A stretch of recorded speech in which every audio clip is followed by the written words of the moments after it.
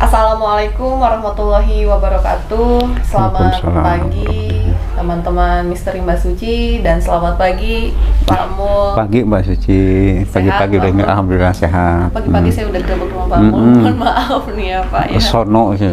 Iya, gitu. Kebetulan saya ada di Subang, terus hubungi Pak Mul, bisa gak ketemu mau silaturahmi. Alhamdulillah mau menyempatkan diri datang ke rumah. Iya. Ini ya. Diperbolehkan teman-teman, ya alhamdulillah ya. Pak Mul, saya datang ke sini pertama mau silaturahmi, kedua kebetulan memang ada pertanyaan dan mewakilkan dari teman-teman Misteri Mbak Suci. Ada beberapa teman-teman yang menanyakan terkait kenapa Pak Yosef awal itu langsung mengadakan pengacara gitu.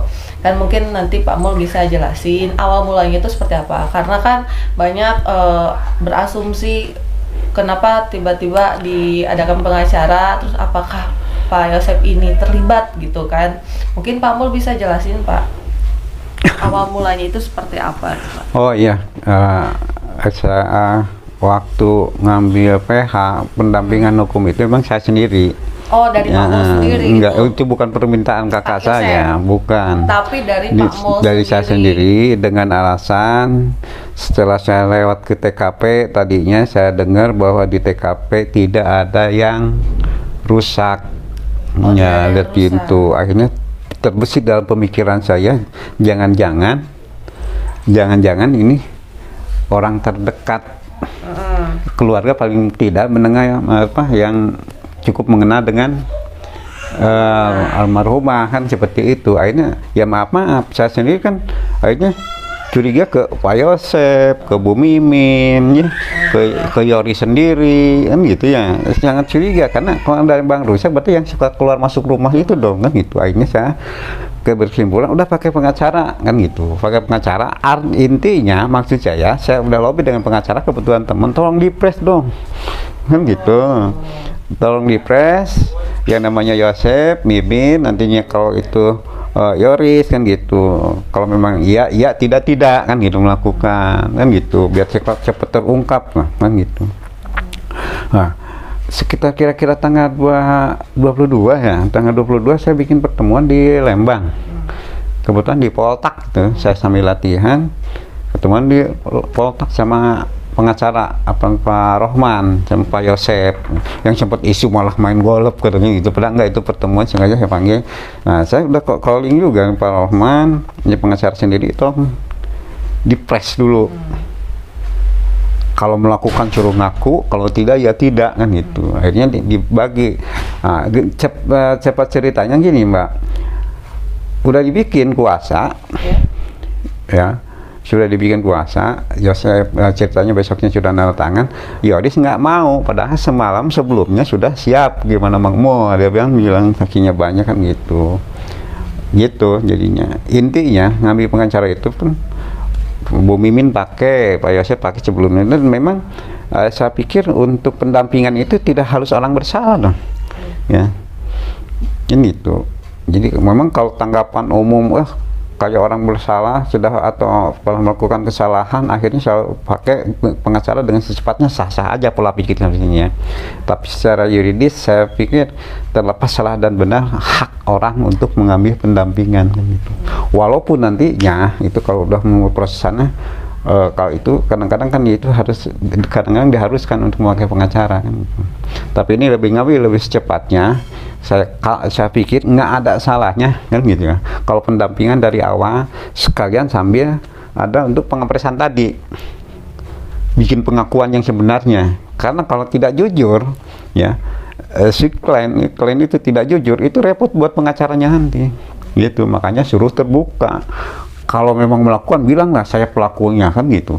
Kalau dia enggak ya bilang enggak, bilang dengan sejujurnya kan gitu. Jadi kadang-kadang kan orang tidak sedikit yang ngomong antara otak, bibir dengan hati nggak nyambung, itulah muncul kebohongan di situ. Gitu Mbak kira-kira. Oh, jadi awal mulanya itu memang memang dari Pak Mul sendiri dari yang punya ide untuk menyediakan pengacara. Betul. Gitu. Jadi bukan dari Pak Yosef. Bukan. Ya, Pak Mul ya, karena mungkin Pak Mul juga ada kecurigaan ke Pak Yosef ya, Bu Mimin sama Yoris ya, karena kayaknya ini orang terdekat, karena memang di TKP itu tidak ada sedikit pun yang lecet. Saya tidak melihat, saya tidak melihat, cuman dengar bahwa pintu utuh katanya, nggak ada kerusakan sama sekali. Terus saya dengar nggak ada barang yang dibawa, karena saya nggak pernah masuk ke TKP setelah kejadian itu. Jadi datang saya langsung di posisi di atas, di mana di SMA, sekolahan SMA ke sana sekitar setengah 9 lah, 8.30 nyampe di sana. Gitu. Cuman pas dengar bahwa di TKP tidak ada kerusakan apapun, itu langsung terbesit pemikiran saya kan gitu.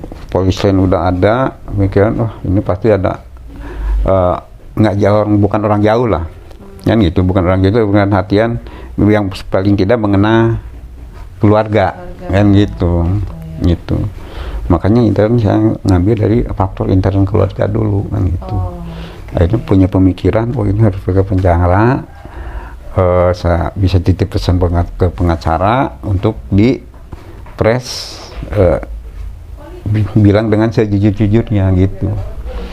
Gitu Mbak. Oke.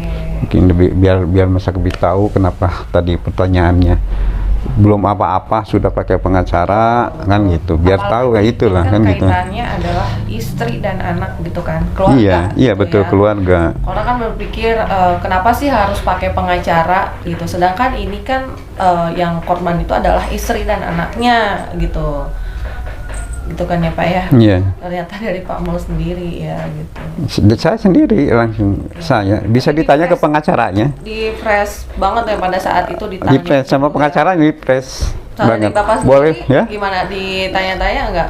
Sama saya kan ditanya-tanya dulu sebelum kepakai pengacara, kan nanya terus. Saya sampai Yosef nggak pernah lepas dari saya, dibawa terus suruh ngomong sampai saya takut suruh ngaku. Hampir maaf ya.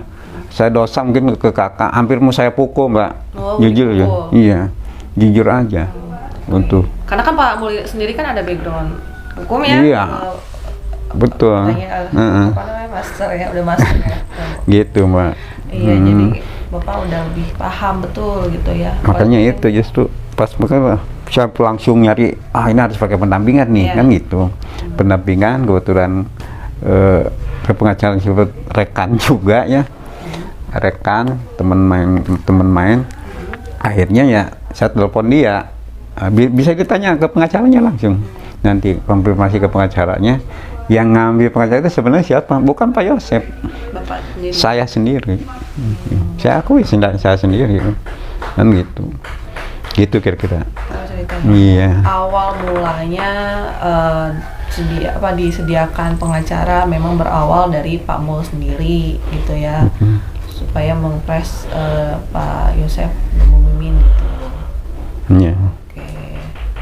Berarti Pak Mul sendiri pun juga ada kecurigaan ya? Ada kecurigaan. Misalnya ya jujur aja lah. Berarti nggak ngelihat itu kakak atau siapa? Enggak. Kita pola pikir proporsional loh. Yang saya pengen kejar itu pelakunya. Bukan, tidak akan pernah mengenal siapapun orangnya. Sampai saya dalam hati, mudah-mudahan ini si pelaku jangan ketemu sama saya. Oh gitu. Jujur aja, saking gemesnya Mbak, ya jujur, saking gemesnya, jujur aja. Mudah-mudahan nggak ketemu sama saya, ketemu saya mungkin aturan hukumnya lain lagi lah, kan gitu. Ya mesti ada lah manusiawi ya, kan gitu. Makanya saya selalu berdoa gitu. Cuman kalau memang ada info paling diarahkan, coba tolong si Anu paling gitu aja. Sangat ya namanya hampir sama dengan ke anak ya, ke Amerika seperti itulah.